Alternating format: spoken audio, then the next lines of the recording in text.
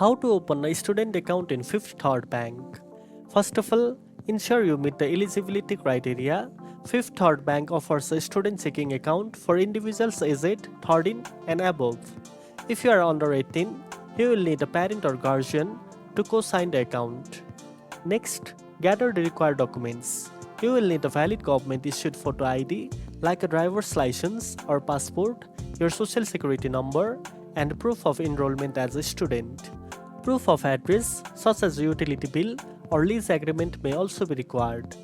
Then, choose your preferred method to open the account. You can apply online through the Fifth Third Bank website or visit the local branch. If you are under 18, it's best to visit the branch with your parent or guardian to open the account. After that, complete the application process, provide all necessary information and documents.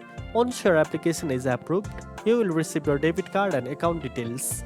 Finally, fund your account within 90 days to keep it active. The student account usually has no minimum balance and no monthly fees, making it perfect for managing your money while studying. And that's it. Now you know how to open a student account at Fifth Third Bank. If you found this video helpful, don't forget to like, share, and subscribe for more tech tips. Thanks for watching, and I'll see you in the next one.